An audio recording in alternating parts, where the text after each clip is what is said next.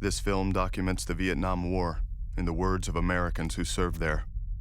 It features home movies and rare archival footage collected during a worldwide search, and now presented in high definition. Many scenes are graphic in nature, and viewer discretion is advised.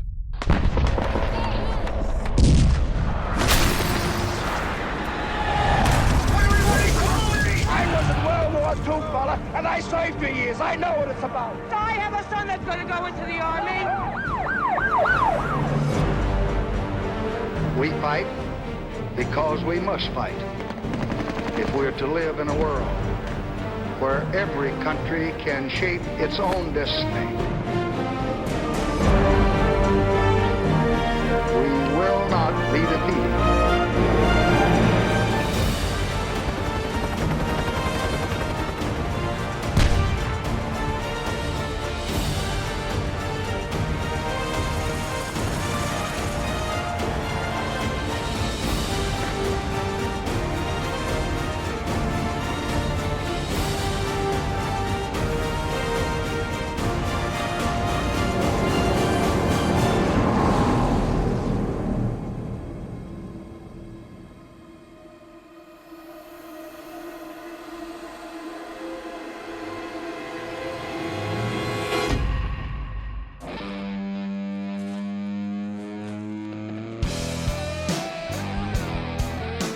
In the spring of 1969, 4 years after the first ground combat troops landed in Da Nang, there are more than 500,000 U.S. troops in Vietnam.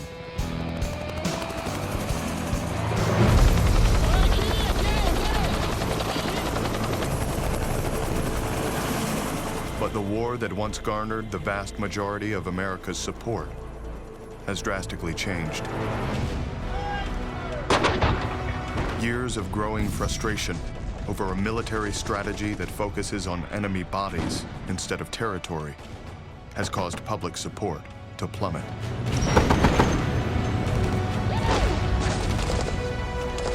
And for the first time, the American soldiers in Vietnam are feeling the effects of the anti-war movement at home.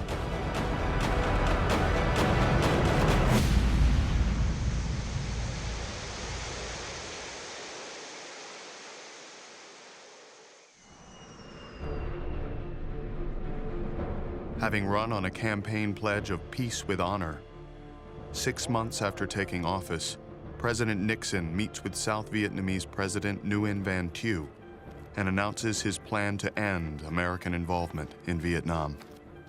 After 5 years in which more and more Americans have been sent to Vietnam, we finally have reached the point where we can begin to bring Americans home from Vietnam.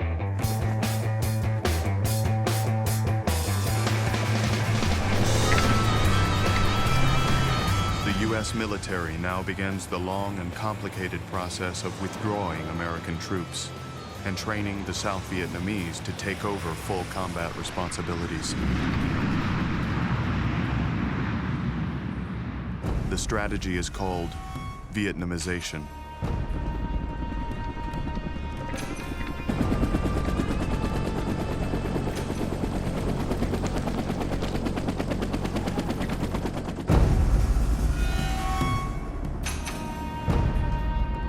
Our hearts and minds aren't here. They're back home, where most of us think we belong. 24-year-old Don DeVore is an artilleryman with the 1st Infantry Division stationed at Firebase Gym, just north of Saigon. 9 months earlier, DeVore received his draft notice at the same time his wife found out she was pregnant. Last fall, when my wife told me she was pregnant and I got my draft notice, I recall being violently sick to my stomach. I mean, it was just an awful feeling. I had no desire to go into the service. I had no desire to probably have to go to Vietnam. We all really had the same mission. Let's get this over with. Let's stay safe, and let's get back home to our families. Because we all know we're trying to get the hell out of here. And none of us wants to be the last guy to die for a lost cause. Vietnam.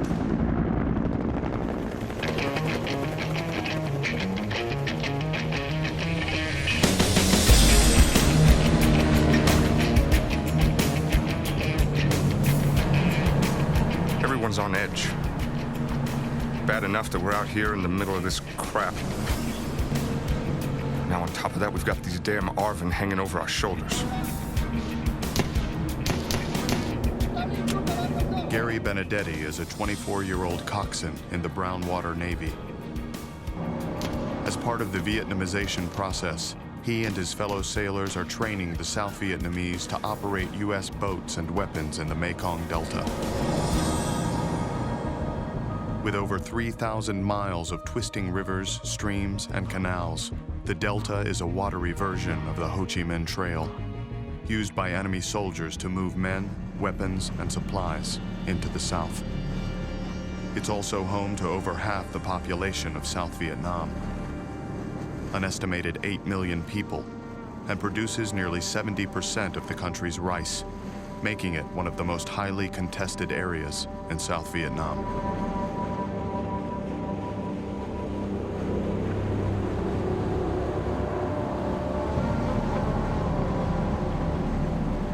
I don't know how the hell we're supposed to teach these guys to take over for us. I mean, our Navy's been out on these rivers for years trying to stop the Viet Cong, and we're still having a hell of a time. If you ask me, from my perspective, and from the perspective of a lot of guys I worked with on the rivers, it didn't seem to be that good of an idea.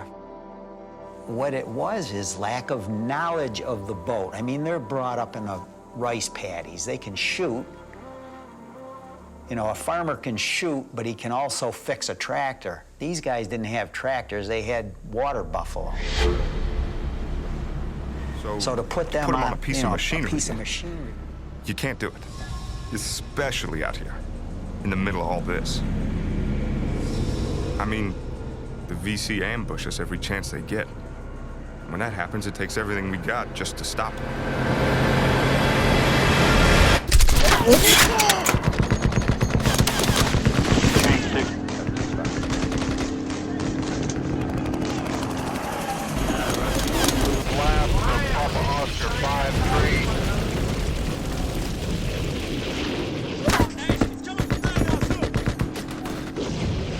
Forget about winning. It's gonna take everything they got just to survive. Hello, Daddy. This is Debbie. How are you today? When you have time, will you... Hello, Dad. This is David, and I'd just like to tell you a few things that happened. I don't have too many things to say. I like to get them. That's what makes me want to write back. Okay? See ya. Goodbye. Remember that I love you with all my heart. I miss you with all my heart. And I hope we never have to be separated again. Just hope that the war can be over. Take care. I love you.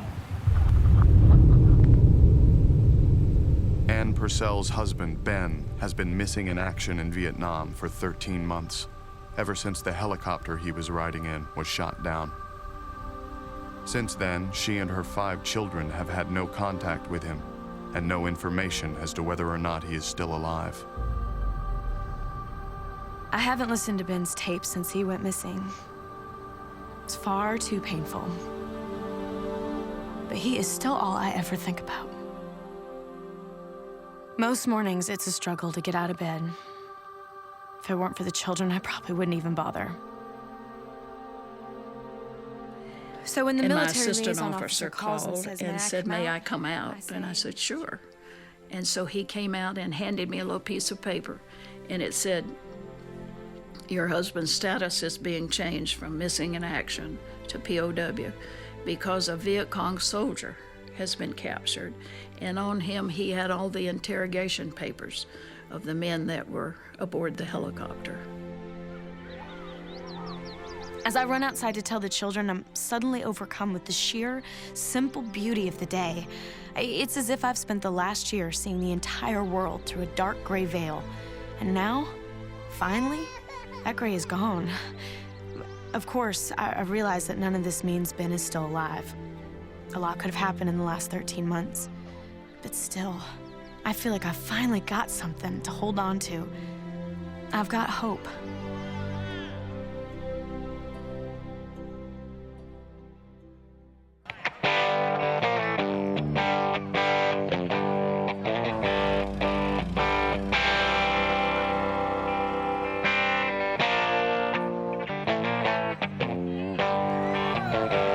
There's no words to describe this place, other than Woodstock is one weird, wild place. And I'm loving every minute of it. Don DeVore's world has quickly changed. 3 days ago, he was in Vietnam. Now he's home on emergency leave because his wife went into early labor. She and the baby are fine, but his sleepy hometown has undergone quite a change.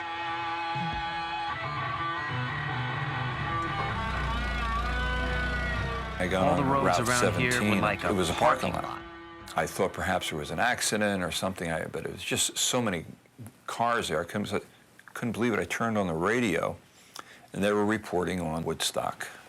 So I called some friends who lived nearby in the area, and they came over and we said, well, let's go to Woodstock. Well, come on, all of you big, strong men. Uncle Sam needs help again. Got himself in a terrible jam way down yonder in Vietnam. Put down your books, pick up a gun. We're gonna have Other than being the only guy with short hair, I feel like I fit in here way better than I ever did in Vietnam. Don't ask me, I don't give a damn. Next up is Vietnam. It just didn't resonate with Vietnam. They're these two separate worlds, you know? But as much as I try to push it out of my mind, I know none of this is gonna last. A couple of days when this leaves over, Woodstock, my family, and my brand new baby will all be a distant memory. 'Cause I'll be back in Vietnam.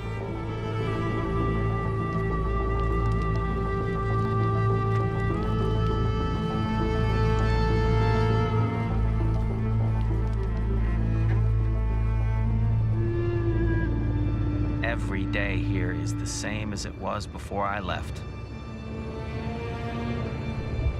We send out round after round for hours at a time, and then we sit back and wait, bored out of our minds, until it starts again.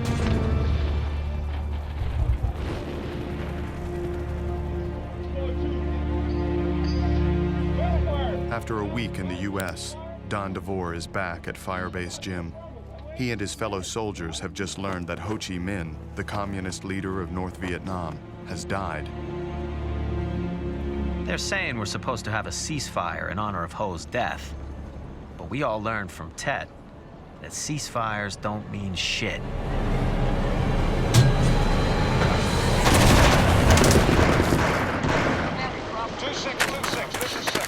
Our units in the field have been calling in for artillery support all day. I bet we fired at least 1,000 rounds in the last few hours. Like all fire support bases, Firebase Gym provides artillery cover for American or South Vietnamese infantry units in the field. When these troops come under attack, they depend upon nearby fire bases for survival.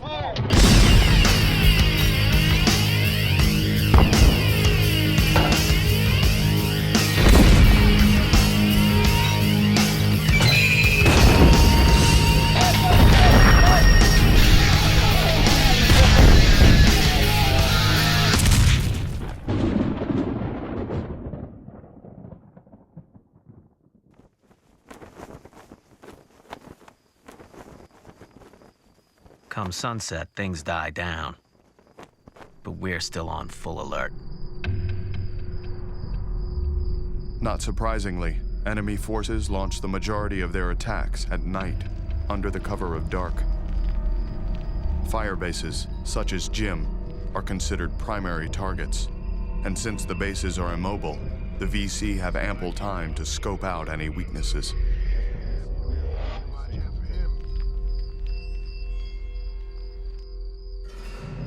We may own the day, but the North Vietnamese, the Viet Cong, they owned the night.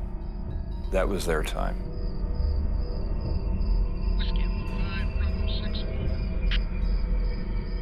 I always felt that that's when the advantage went over to them, because then a lot of the modern weaponry and techniques that we had just didn't apply to the nighttime. And at night was when we were most aware that we were very vulnerable. Some nearby bases got hit last night, so everyone's on edge. Me and 5 other guys are assigned to guard duty at the fire control bunker. Our orders are to radio in coordinates as soon as a target's spotted. Although, right now, I'm so tense I can barely talk.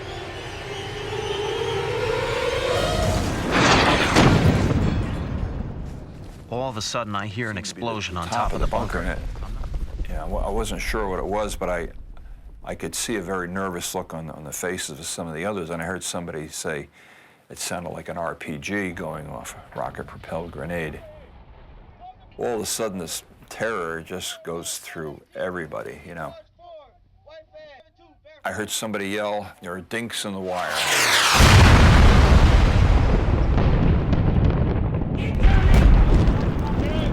It exploded, I think, right next to my feet, and that's the one that hit me. And it literally picked me a couple of feet right up off the ground and slammed me back down. And then I could feel a lot of pain. A lot of pain up and down the left side of my body. When I look over at my left arm, it's a mangled, bloody mess. It's the last thing I remember before blacking out.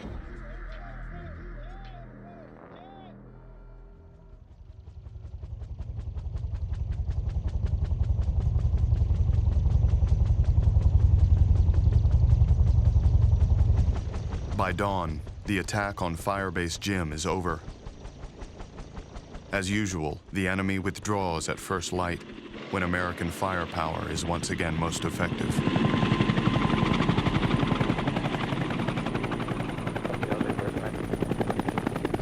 When I open my eyes, a bunch of guys are cheering for me.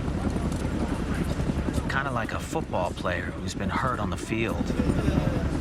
He's now being carried off to the yells and screams of the crowd.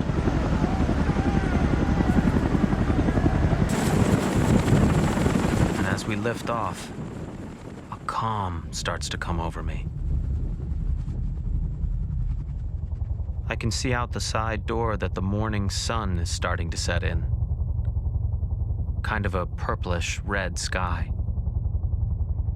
And all I can think to myself is, I'm alive. For me, this craziness is over.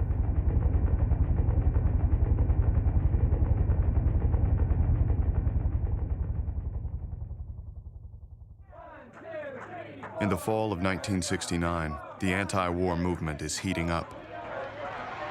On October 15th, more than 1 million people across the country, in both small towns and large cities, participate in the Vietnam moratorium demonstrations. It's the time of the season when love runs high. In this time, give it to me easy, and let me try with pleasured hands to take you in the sun. Meanwhile, even though the total number of troops is starting to be reduced, the military still needs men to fill its ranks, and a draft to meet that need. For years, local draft boards have been widely criticized for a deferment policy that gives preference to students and the wealthy. So, on December 1st, 1969, the Selective Service holds its first draft lottery since World War II. June 25th. 366 plastic balls, each marked with a different birth date, including February 29th, are drawn to determine a completely random draft order for men between the ages of 19 and 25. July 4, 279.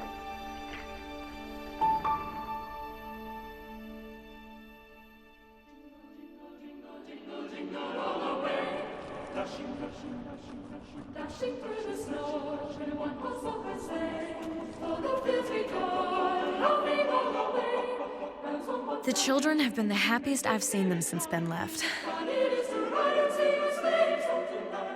It actually even feels like Christmas this year. Ann Purcell and her family are celebrating their first holiday since learning her husband, Ben, is among the approximately 400 known prisoners of war being held in North Vietnam. Ever since we got the news about Ben, all the children think he'll be coming home soon. My daughter, So Debbie was is even just convinced that we're going to convinced get a that letter we were at Christmas. going to get a letter at Christmas. And she would go to the mailbox every day. It just broke my heart. I just wanted to cry. And I said, Debbie, you know, I hope we get mail, but I just don't want you to just be there every day and agonize over this. And I guess I agonized over it as much as she did. But she still went every day. And she was so disappointed that we didn't get one. It breaks my heart to see her so disappointed. But even more, it makes me realize that I've actually got to do something.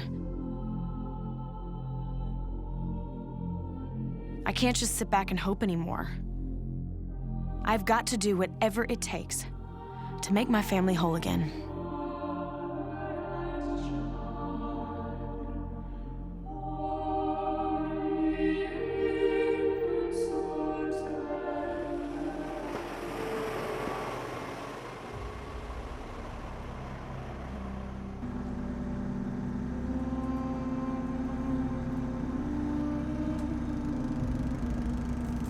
Cruising down these rivers, I'm surrounded by people who still live like they're in the Stone Age.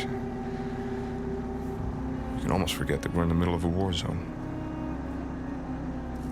Although that's the best way to get yourself killed. Because out here, everything can change in a second, and you never see it coming. Gary Benedetti and his crew have been patrolling in the Mekong Delta for the past 12 months. Their current assignment is to pick up a group of Navy SEALs who have come under attack by the Viet Cong. They're on board what's known as an alpha boat, which is specifically designed to withstand underwater explosions. The further we go, the narrower the river gets, to the point where it's less than 100 feet across.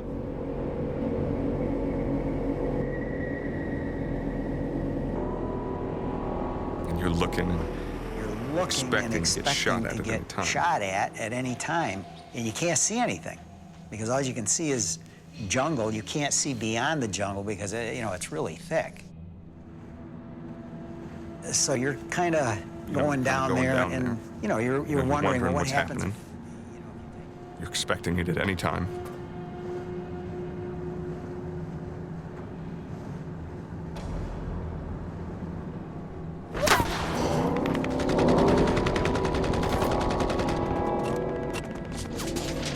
Suddenly, we're taking sniper fire from the shoreline.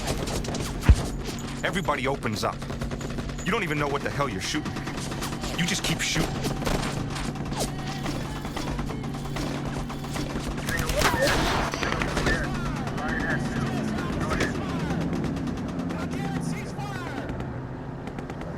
Over the radio, I hear the commander screaming, "Ceasefire!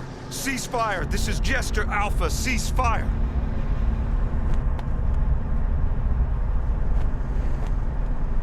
When the smoke finally clears, we can see what we've hit.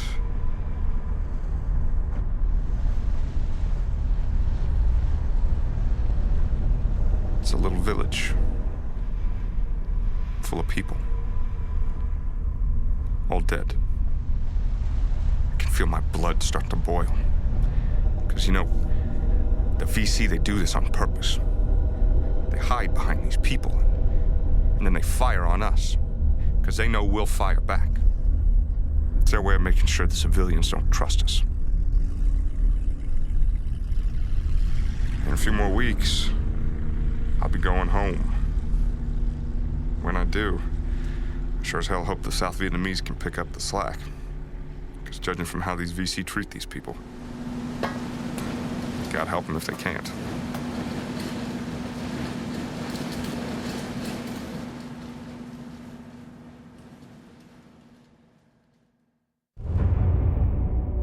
In Paris, peace talks between North and South Vietnam, the Viet Cong, and the United States are deadlocked. After nearly 2 years, almost all that has been agreed upon is the shape of the negotiating table. Hoping to speed up the process, National Security Advisor Henry Kissinger begins secret meetings with North Vietnamese negotiator Le Duc Tho.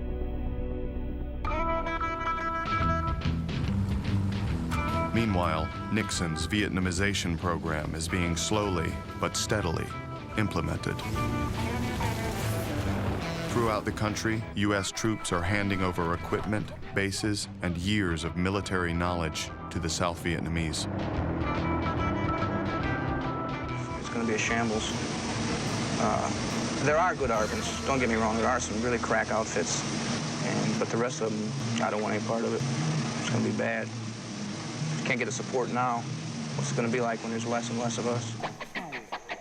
As it becomes clear that America's goal is no longer full-fledged military victory, but instead an honorable exit from Vietnam, the morale of troops is affected. This stuff smells pretty strong. It is. This is really nice stuff over here.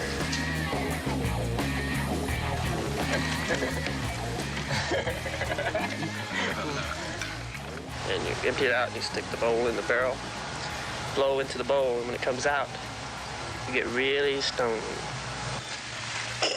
I picked a hell of a time to come back to this country. Although the main reason I did is because I'm dying for a chance to command a battalion. Lieutenant Colonel James Anderson is an aide to General Creighton Abrams, the overall U.S. military commander in Vietnam. 7 years after serving as an advisor to the ARVN, Anderson now prepares to take command of a troubled American battalion. General Abrams turned to me one night at the dinner table and he said, Jim, he said, why don't you take command of that battalion? It was almost as though to say, okay, wise guy, you seem to have all the answers. Won't you go show me? And I said, I'd love to take command of that battalion.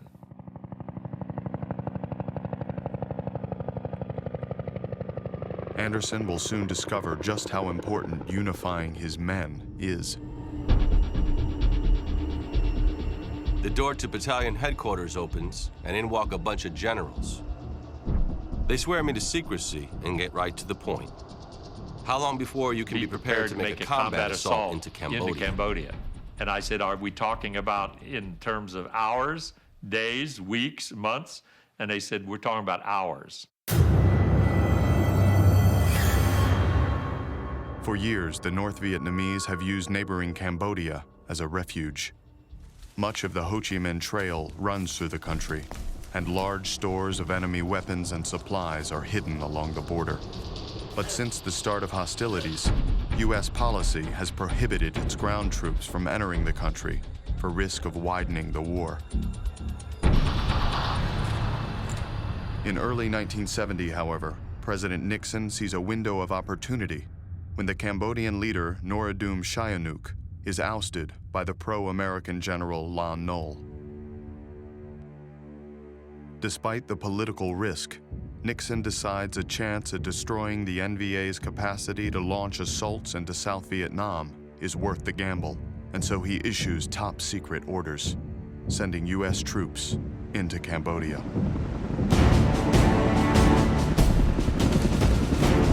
It's like a shot of adrenaline straight into my vein. Within hours, hundreds of soldiers are assembling. Massive amounts of ammo and supplies are being flown in and distributed.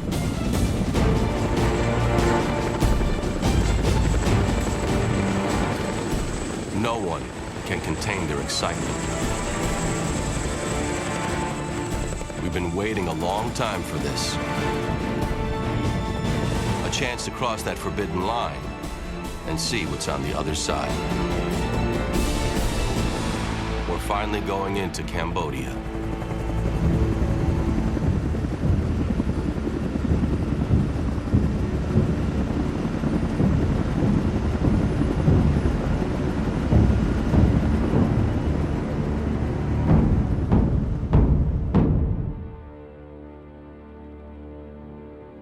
haven't slept in almost 24 hours, and yet I feel more awake now than I ever have in my life. Lieutenant Colonel James Anderson is leading his battalion from the 1st Air Cavalry into Cambodia. Ahead of them stretch waves of tactical fighters and B-52 bombers, while below race mile-long columns of mechanized infantry and armor. Altogether, 30,000 U.S. troops are poised for action. Their mission is twofold. First, decimate enemy sanctuaries and disrupt NVA supply lines along the Ho Chi Minh Trail. And second, attempt to find and destroy the Communist Military Command Center known as Kasvin, which is rumored to be located in the Fishhook region.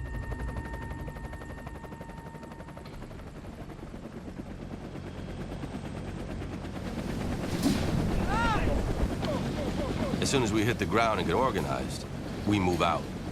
I don't intend to waste any time finding what the enemy has been hiding.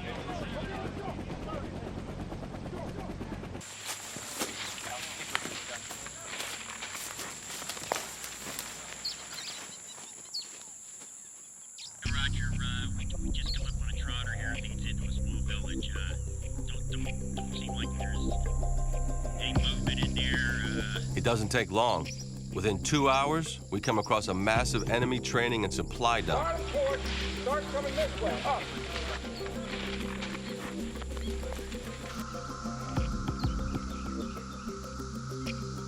Right away, the guys start calling it the city, because it has almost everything you could imagine that you would have in a city. That you would have in a city any place else. You had schools, you had hospitals, you had ammunition storage areas. I don't know how many tons, hundreds of tons of rice that were in there. I was shocked that they had it, that it was that large and it was that close to the border. I don't think we were more than 7 miles into Cambodia. So if there's that much here, I can only imagine how much is out there.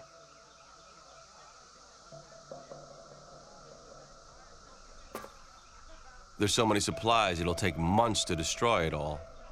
And the last thing I want to do is get so hung up with this that we fail our primary objective. So I ordered 2 of my rifle companies to stay back at the city and oversee its destruction, while I take the other 3 companies and head out to find the NVA headquarters.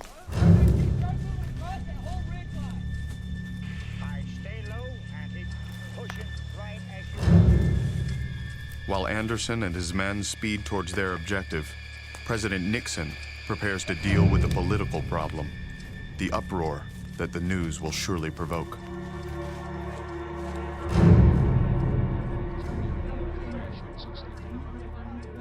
He decides to take the offensive so he can frame the issue before others do. Tonight, American and South Vietnamese units will attack the headquarters for the entire communist military operation in South Vietnam.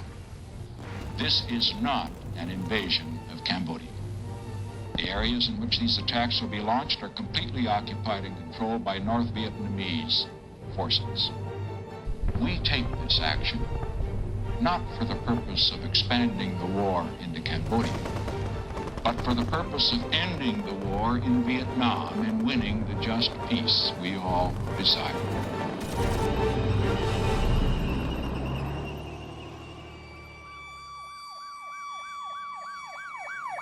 The day after Nixon's announcement, student protests break out on dozens of campuses across the country. On May 4th, 2,000 students rally at Kent State. As the demonstration erupts into violence, members of the Ohio National Guard suddenly open fire on the crowd of students. In 13 seconds, 67 live rounds are fired. 4 students are killed. 8 more are wounded. 1 permanently paralyzed. Public reaction is horrified and widespread. 4 million students go on strike, forcing 450 colleges, universities, and high schools to shut down.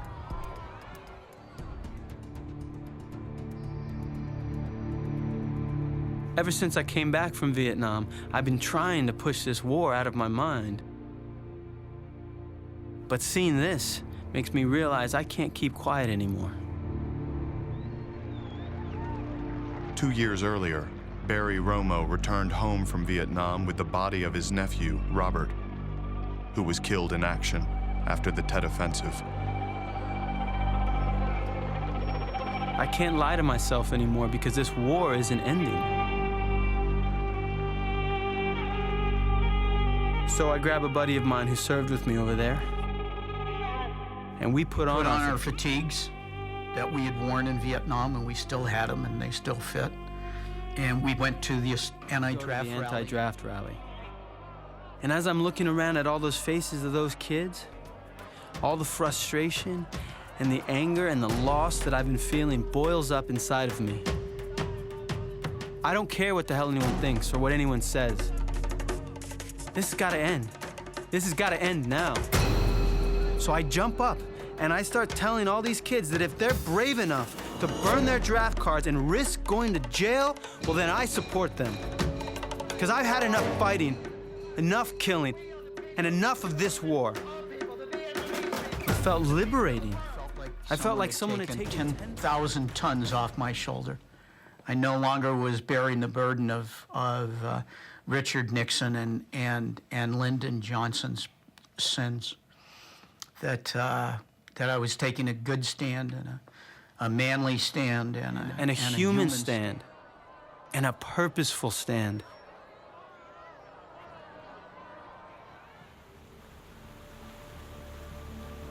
With the country tearing itself apart, President Nixon issues a directive curtailing the scope and length of the mission in Cambodia.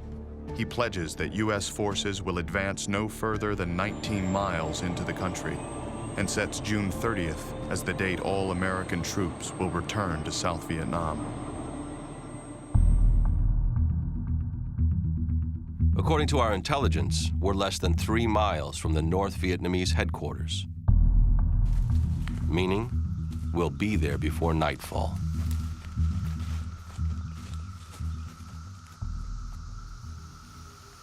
But just as we're closing in on our objective, I get a call from division headquarters telling me to halt in place.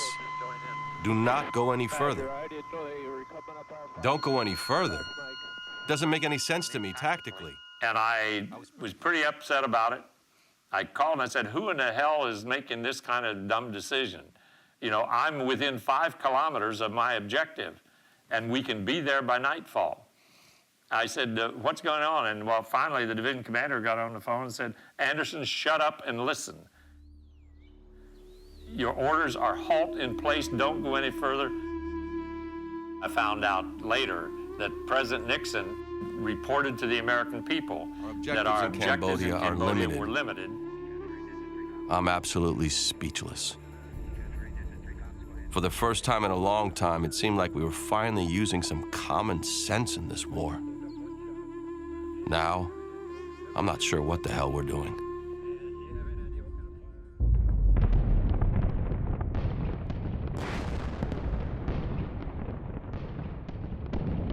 The only thing more frustrating than knowing the enemy's withdrawn beyond our reach again is knowing that our time in Cambodia is up. So there's absolutely no chance we'll accomplish anything else here. At the end of June 1970, after 8 weeks of operations, the 30,000 U.S. ground troops prepare to leave Cambodia. Although the 19-mile restriction prevented U.S. forces from locating the NVA headquarters, they did confiscate or destroy 20,000 enemy weapons, over 7,000 tons of rice, and nearly 2,000 tons of ammunition, the largest enemy supply cache destroyed to date. But for soldiers such as James Anderson, the moment is bittersweet. What really gets to me is how much time it must have taken the enemy to accumulate all these weapons and ammo. And the fact that they were making this effort to bring all of this stuff down. I mean, this was they were preparing for a major invasion into South Vietnam. And it was just clear as could be. As could be, right here. Right there. There's so much rice and food stuff. We can't haul it all away, or even burn it. I guarantee you, the NVA will rebuild their supplies, and the second we're out of Vietnam, they'll launch their major invasion. We may have bought a little time, but I'm afraid that's all we've done.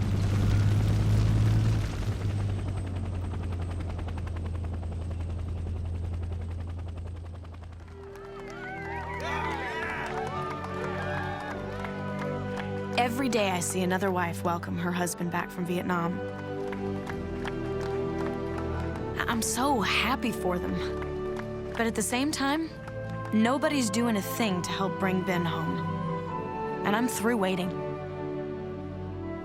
In the summer of 1970, Ann Purcell becomes a founding member of the National League of Families, an organization with only one mission: to obtain the release of all prisoners, a full accounting of the missing, and the return of all recoverable remains of those killed in Vietnam.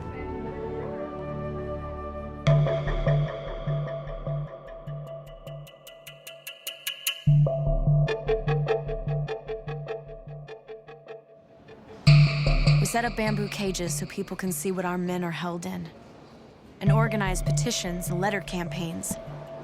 By doing all these things, it helps to get the word out about our POWs, especially to people that were not directly involved in the war.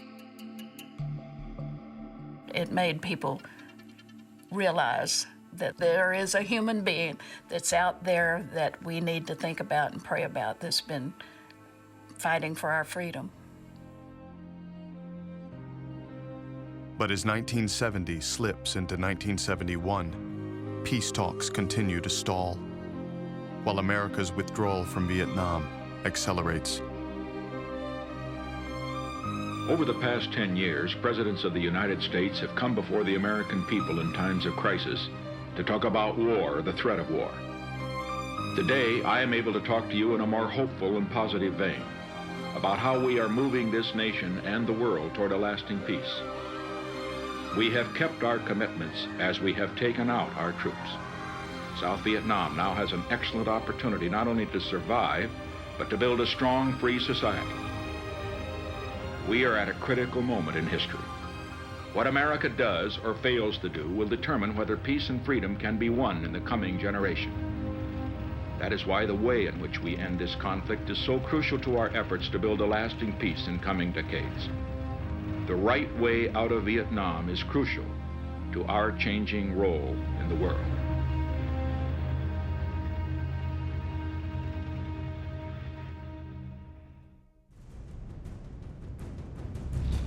For 3 years, peace talks between the United States and North Vietnam have been going on in Paris, with little or no progress.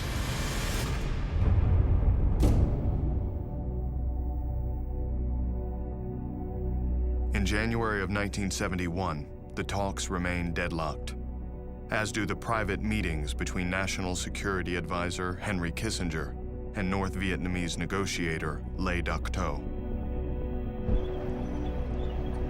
Nonetheless, President Nixon is moving ahead with his policy of Vietnamization, the plan to eventually turn over all combat responsibilities to the South Vietnamese Army, known as the ARVN.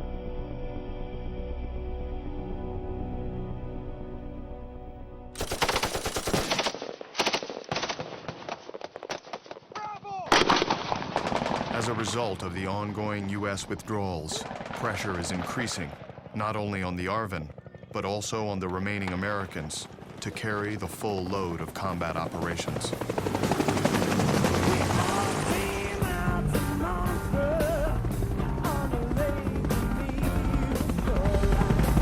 Every one of these guys thinks he's a damn cowboy. And I'm the lucky guy that gets to lead him into battle.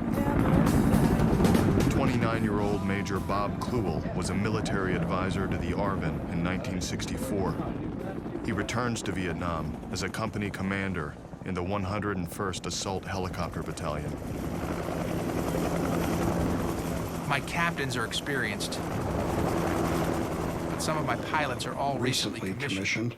With a few exceptions. They were all on pretty much their first tours. Of course, when it comes down to it, every one of them knows exactly what's expected of them. And they're more than prepared to do what I ask. Which is a hell of a comfort, because I've just gotten orders saying we're about to get into a big operation. Since the start of the war, the Ho Chi Minh Trail, the enemy's main supply route into the south, has been a thorn in the side of the Americans and the South Vietnamese. After years of heavy bombing failed to sever the trail, a 1970 ground incursion into Cambodia finally succeeded in destroying a massive amount of enemy weapons and ammunition. Now, U.S. and ARVN commanders hope that a similar assault against the northern end of the trail, located in Laos, will result in the destruction of an even greater amount of supplies and disrupt enemy operations long enough for Vietnamization to take hold. Codenamed Operation Lam Son 719, the plan is to send an armored South Vietnamese force speeding down Highway 9 to the village of Chapon, which is believed to be a major enemy supply depot. At the same time, U.S. helicopter units, including Major Bob Kluel and his men, will insert ARVN ground troops north and south of the highway to act as a blocking force and destroy any additional supply caches in the immediate area.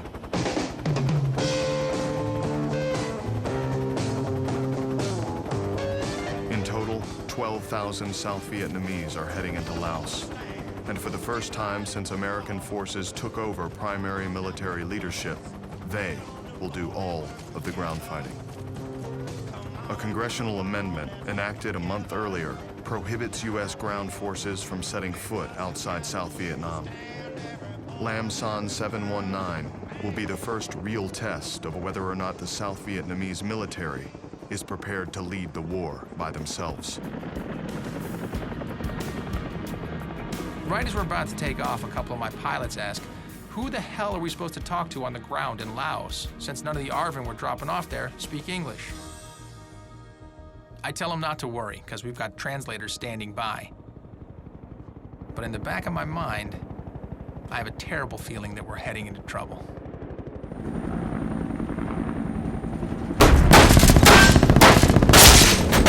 Heavy fighting has broken out in Laos again today after 3 days of relative... 4 cameramen are reported missing in Laos tonight, and it's believed that they were killed in a helicopter crash. One of the journalists killed covering Lam Son 719 is a friend of UPI correspondent Joe Galloway.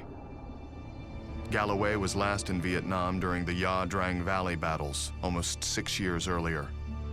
His boss now requests he return to take the place of his friend. Although I had fought to get there the first time, I left there thinking I never wanted to come back again. I had seen the war, and I thought my part of it's over. I told my wife, and she said, "You can't do that.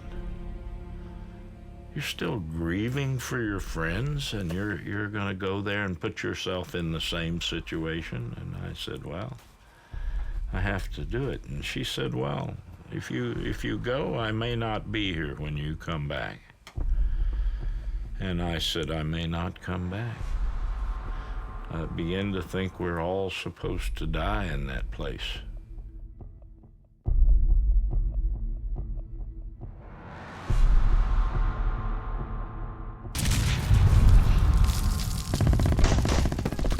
Galloway arrives during the second week of Lam Son 719 and finds the military situation even grimmer than he expected. Nearly 60,000 NVA are massing to launch vicious assaults against the 12,000 South Vietnamese. The armored column is stopped only halfway to Chapon. Finally, during the third week of fighting, a quick decision is made to break west and establish 3 landing zones known as Lolo, Liz, and Sophia. With the armored column still bogged down on Highway 9, ARVN and U.S. commanders plan to helicopter approximately 1,600 ARVN ground troops into these LZs in the hopes that they can jumpstart the advance to Chapone. Loyal 1-2, can you pick up auction going into the LZ? Get that altitude. Yep. Major Bob Kluel and his company are among the 30 choppers selected for the missions at LZ Lolo. And Chalk 6 is taking fire.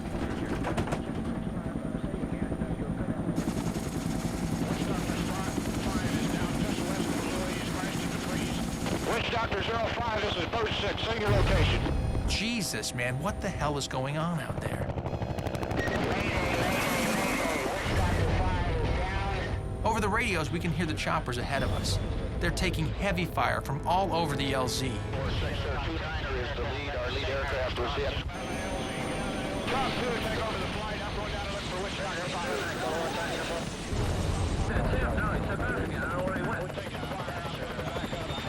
I saw one aircraft explode and I saw the other one. I look down and it's like the terrain is moving beneath us. There must be several hundred enemy soldiers, heavily camouflaged, all moving together like a carpet, you know. And then as we got close to the landing zone, began as a mass to shoot at the helicopter.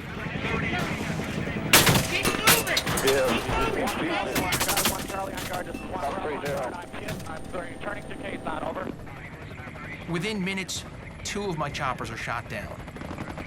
Over the radio, I can hear our pilots calling for rescue, but nobody can get down to get them.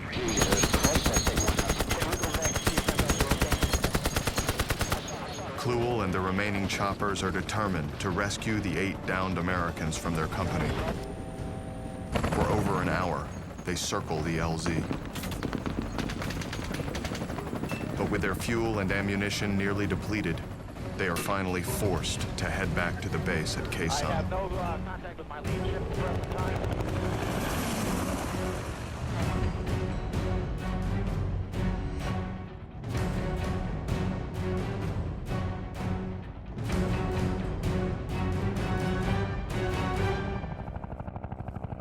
When we get to Khe Sanh, everyone's exhausted. But there's no way I'm gonna leave our guys out there. So I gather everyone together So I and asked I the ask guys, the guys, I say, look, I said, you know guys are guys are still alive out there. And I said, we're going to go back out and get our guys, make an effort. You don't have to come with us, but I'd like to see a show of hands of those that do want to come with us. And sure enough, everybody raised their hand.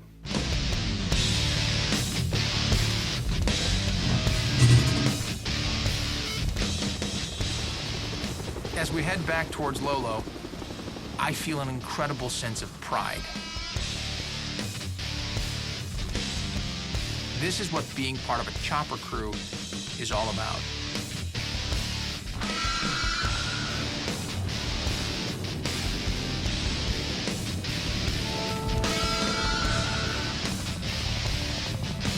In March of 1971, South Vietnamese ground troops are in battle against the North Vietnamese, and for the first time, they're without U.S. advisors or ground support. Only U.S. air crews, including Major Bob Kluel and his choppers, are in the thick of the fight.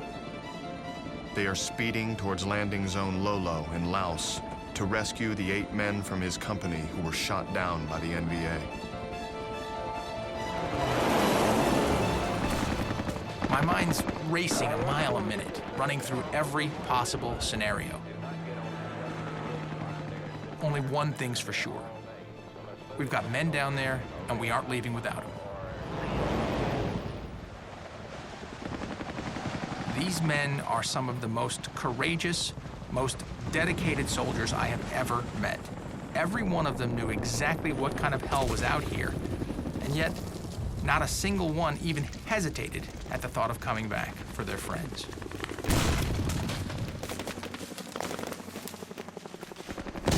In total, 7 choppers are shot down and 2 American lives lost at LZ Lolo. But thanks to the courage and determination of Kluwel and his fellow pilots and crewmen, no American, dead or alive, is left behind. In all my years in the military, I've never been more proud or more awed by the bravery of men.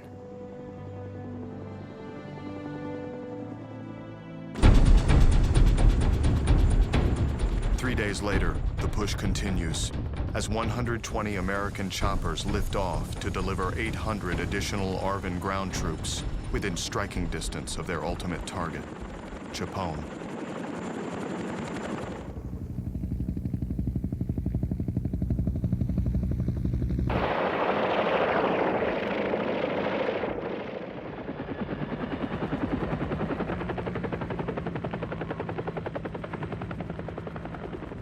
They arrive to find the NVA have stripped the village of almost everything of value.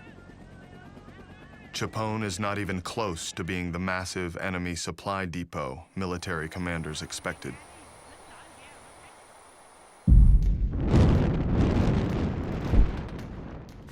Over the next 3 weeks, as the 17,000 ARVN troops now inside Laos begin to withdraw, the North Vietnamese lay siege to those furthest inside the country.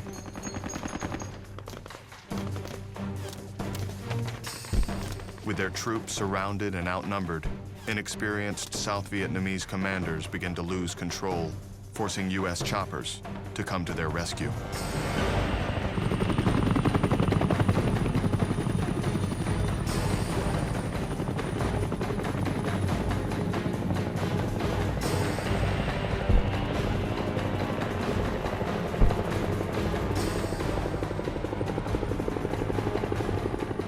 Pilots risk their own lives to save them, going in again and again.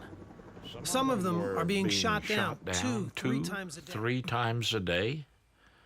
They'd be shot down, rescued, go back, get another helicopter, fly back out, get shot down again. Absolutely insane. You go in the club at night, and all of their pilots and crew had their name tags on cup hooks hanging behind the bar. And you could come in and take a look, and those who got killed that day, they turned upside down. So you could scan the roster, as it were, and see who was alive still.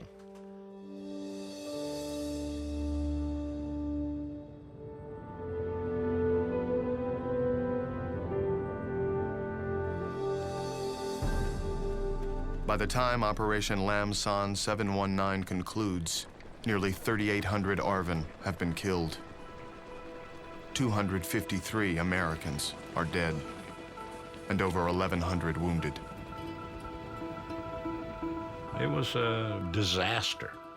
It was supposed to prove that the South Vietnamese were competent and capable and could take over the American role. That was the graduation exercise. But I'm afraid all it's shown is even though the South Vietnamese soldiers fought valiantly, their leadership is nowhere near ready to take control of this war. But that is not the message President Nixon delivers to the nation. Did the Laotian operation contribute to the goals we sought? I've just completed my assessment of that operation, and here are my conclusions. The South Vietnamese demonstrated that without American advisors, they could fight effectively against the very best troops North Vietnam could put in the field. The South They Vietnamese wanted to spin it as a success, but that it should be amply evident to anyone who looked at the situation and be able to understand this war is lost.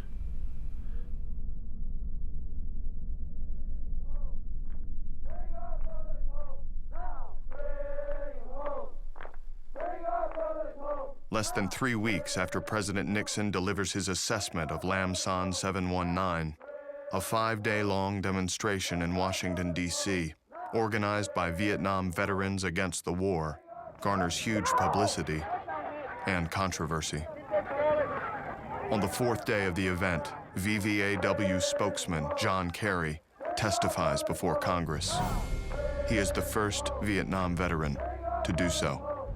Each day to facilitate the process by which the United States washes her hands of Vietnam, someone has to give up his life, so that the United States doesn't have to admit something that the entire world already knows, so that we can't say that we've made a mistake. And we are asking Americans to think about that. Because how do you ask a man to be the last man to die in Vietnam? The day after Kerry's testimony, the veterans converge in front of the Capitol for their final day of demonstrations. Among them is former Second Lieutenant Barry Romo.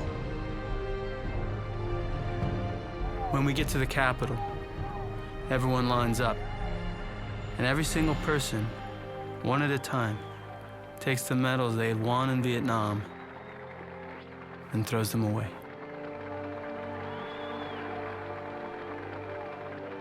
And when it's my turn to step forward and throw it down, And then all I said was, these aren't worth shit. I couldn't say anything else. All I could think about, my nephew, I was awarded a Bronze Star with a V, and of course he died to get his. And so all I could think about was the sacrifice that he had made for the same thing that I had done. Someone told me long ago, there's a calm before the storm. I know it's been coming for some time. I won't know, have you ever seen rain coming down Sunday?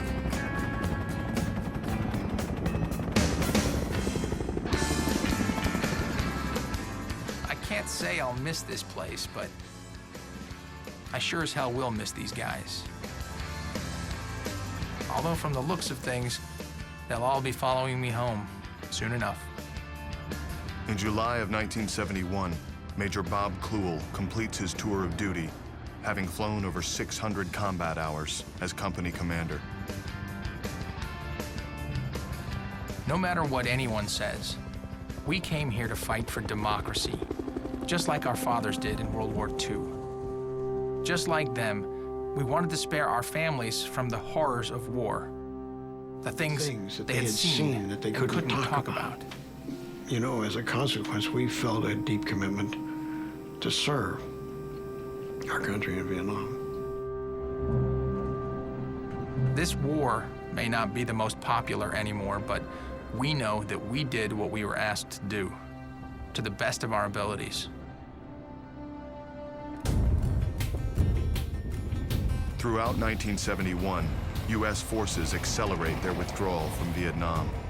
The difficulties demonstrated by the ARVN's first major operation without U.S. ground support hasn't lessened Nixon's determination to turn the war over to the South Vietnamese.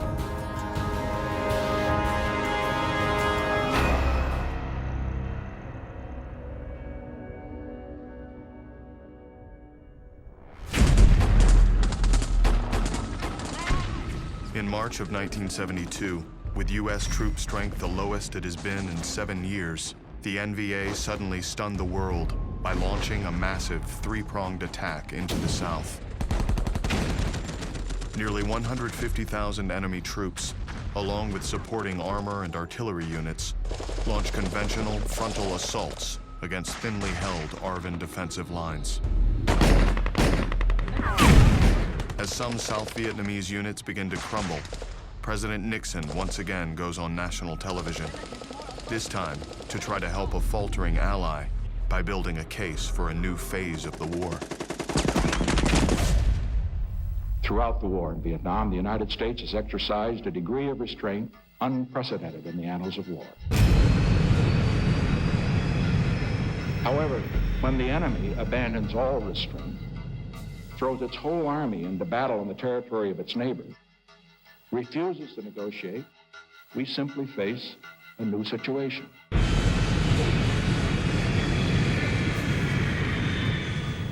In these circumstances, any president who failed to act decisively would have betrayed the trust of his country and betrayed the cause of world peace.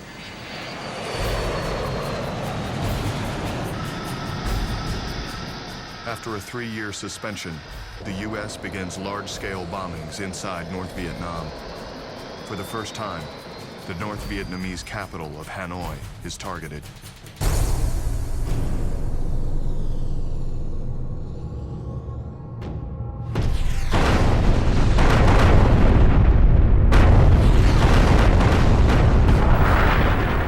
Over the next 5.5 months, 200,000 tons of bombs rain down on the North, while U.S. forces complete their final withdrawal from the South. President Nixon, who is running for re-election, is under pressure to bring the troops home. And so despite the ongoing bombing, on August 11th, 1972, the last U.S. ground combat unit departs South Vietnam. America's ground operations officially end, but the war in Vietnam does not. Without a signed peace treaty, the future of South Vietnam, as well as more than 500 American prisoners of war who are awaiting release in the North, remains uncertain. Finally, in October, Henry Kissinger announces a breakthrough in his negotiation with North Vietnam's Le Duc Tho. Peace is at hand. We believe that an agreement is within sight. But days after Kissinger's optimistic announcement, South Vietnam's President Thieu rejects the treaty when he learns it allows North Vietnamese troops to remain in the South. Resolution of the POW issue goes on hold. For Ann Purcell, whose husband Ben was captured almost 5 years before, it is almost unbearable.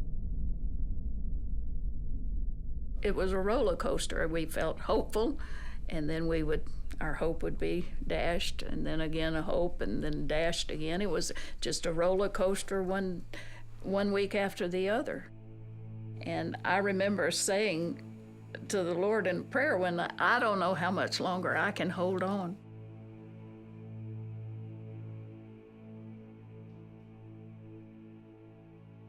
Negotiations continue for the next 3 months, until on January 27th, 1973, after continued bombing of the North and much U.S. pressure on the South, all parties finally signed the Paris Peace Accords.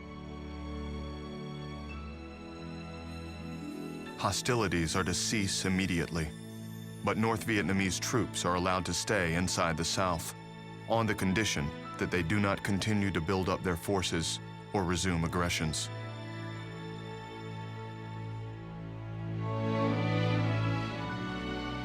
I have asked for this radio and television time tonight for the purpose of announcing that we today have concluded an agreement to end the war and bring peace with honor in Vietnam and in Southeast Asia.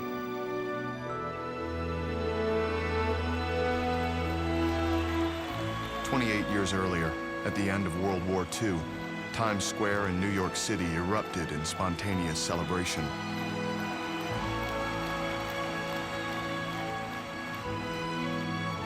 Not so in 1973. This is Ken Albert in Times Square in New York City, where the major visible observance is the end of the war is the great sign Peace down the side of the Allied Chemical Building. The sign flashed on, and the moving news wire below it signaled the word over and over for a minute. And on this rainy, cold evening here, there were a few around to see it. Times Square, which had filled again and again over the years with crowds demanding peace, and a rather smaller crowd to celebrate its arrival. There were other observances as the hour came. 8 years after the Marines first landed in Vietnam, the war that divided a nation is finally over. And the unwinding of America's involvement can begin.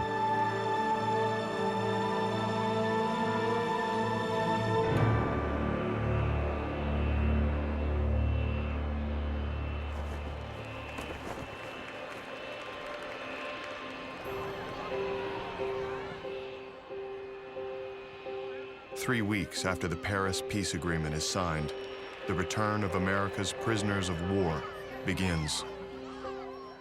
For hundreds of families across America, it's the end of an emotional journey.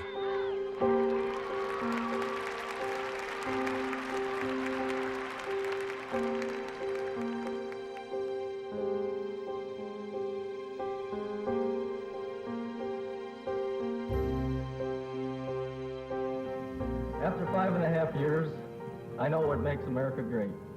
It's you, the people. Thank you so much for your support. I love you this much. I love you this much.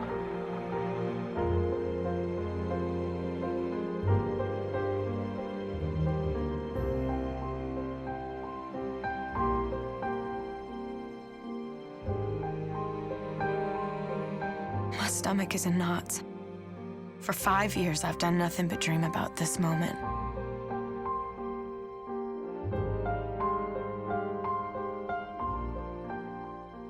Dear Mrs. Benjamin Purcell, on behalf of the Secretary of the Army, I wish to inform you. I can't do it.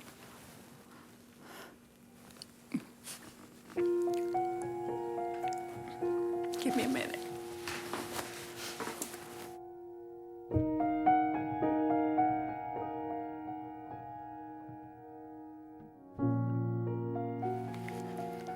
And that's strange, that I'd cry when I knew he was coming up.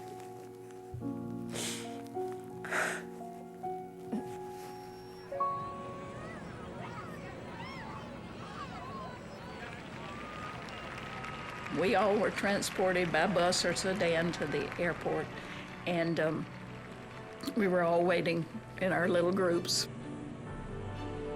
And we were all waiting and waiting and waiting till the plane came, and they had the red carpet. They had all these bank of microphones for them to each one speak as they got off. Ben was the highest ranking. Is the highest ranking on the plane, and they let him off first. Distinguished arrival, Colonel Benjamin H. Purcell. As soon as Ben steps out the door, the children start screaming. They're so excited they can barely control themselves. Even I can hardly keep myself together. Fellow Georgians, some 5.5 years ago, I'm trying so hard to control myself and wait for him to finish speaking. But all I want to do is just touch him so that I can be sure that this is for real and that he's real. The Gulf of Mexico. Instead, I can't take it anymore. So in the middle of this speech, I run out of the crowd and straight up to him.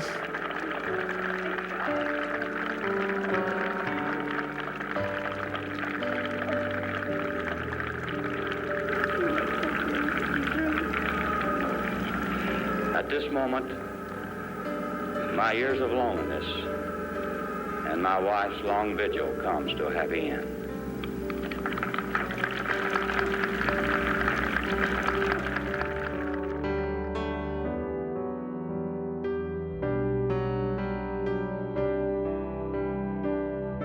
When I could run out there and hug you, I knew that you were finally home. And then I think that's the moment that it took for me to really believe that you were going to come back. What a wonderful thing. You're my angel.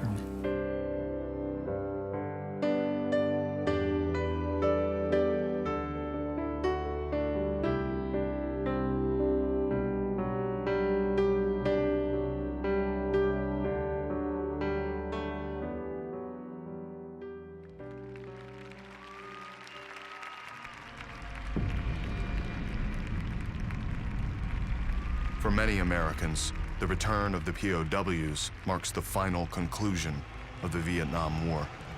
The troubles of Southeast Asia slipped from the daily newscasts, giving way to reports of the Watergate break-in and subsequent political firestorm. There was talk this weekend that the president should resign and under siege because of the Watergate scandal. As president, I must put the interests of America first. Therefore, I shall resign the presidency effective at noon tomorrow.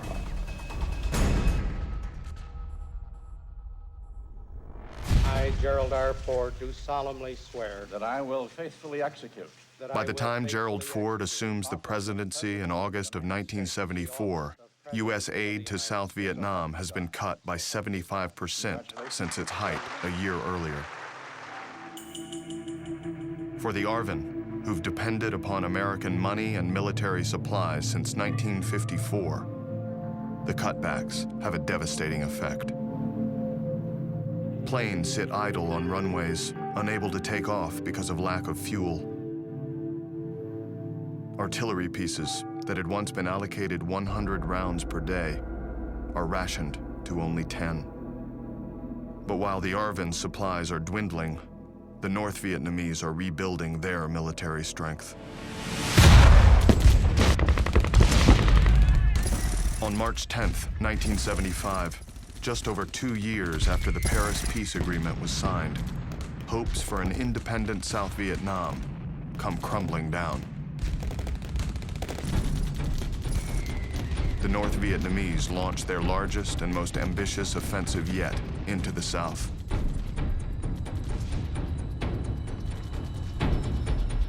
As ARVN units begin to falter, hundreds of thousands of South Vietnamese civilians run for their lives. On April 21st, President Thieu resigns. 4 days later, NVA forces reach the outskirts of Saigon. On April 29th, as Saigon crumbles, a small contingent of U.S. State Department, CIA workers, and Marines who remained in Vietnam begin a hasty and desperate evacuation of South Vietnamese civilians and government employees who had worked with the United States.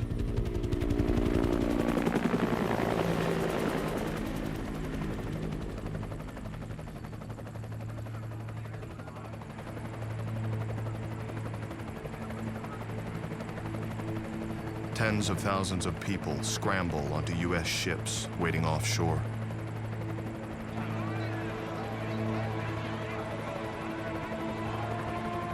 As they run out of space for people, millions of dollars of military equipment is dumped into the ocean.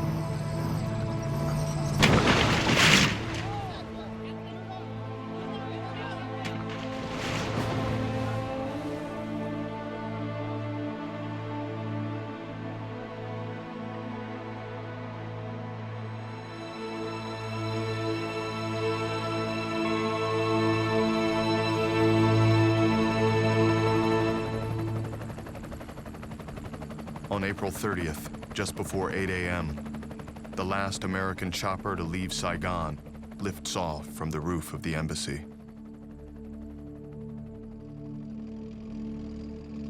Less than 4 hours later, North Vietnamese tanks crash through the gates of the presidential palace. At 4 o'clock, a live radio broadcast announces Saigon is officially renamed Ho Chi Minh City. We're all gathered in the bureau, standing over the teletype when it starts ringing flashes. Saigon has fallen.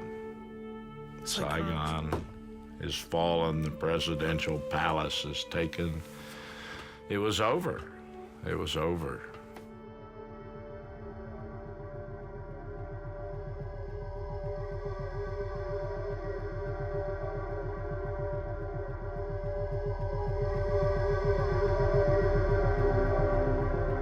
When I hear people talk about Vietnam and they say we lost or it wasn't a war we should have been involved in, I can't necessarily argue with that, but it immediately brings to mind the people that made the ultimate sacrifices over there. The people that nobody asked them, did you want to go? The military people didn't have a vote. We didn't get a chance to say, yeah, I'd like to go to war. We were directed to do it, and by God, we did it.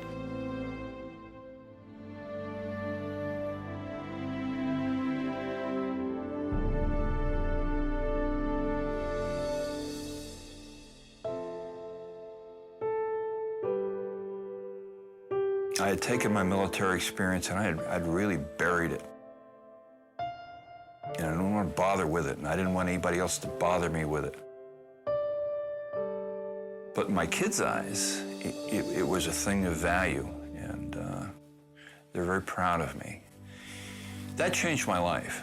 That changed my life in a lot of ways at that point. They were very proud of me. They were very proud of their old man.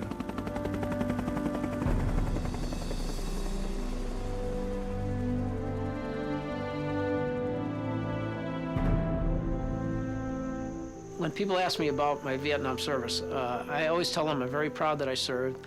At the time I went in, I hated the idea of going. I hated the idea of being drafted, but I went because that's the way it was back then. The country wasn't on the best of terms with the Vietnam vets for a long time, but that's changed, and I'm very proud of that fact. The veterans who serve today get a great send-off. They get a great welcome home. Now, I never got that, but I don't care because today they are getting it. And in my mind, that's my welcome home. Because of what I suffered through, these people today are reaping the benefit. And I'm just so glad that the country has realized that our men and women who serve this great country are appreciated. I don't think that anybody should ever apologize or feel the need to apologize for the effort that our soldiers in Vietnam put in. The American soldier did everything and were successful at everything that they were asked to do.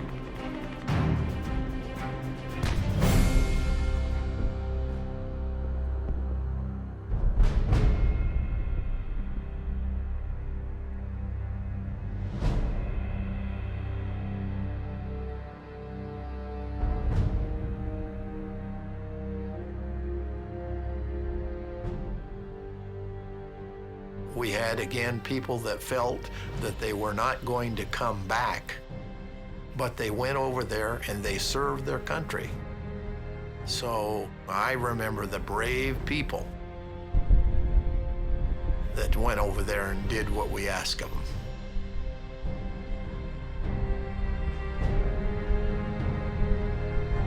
You know, they say the World War II guys were the best generation. Well, those who fought every war since then were the best of their generation. They went, they served, they sacrificed, and they fought like tigers. They were noble.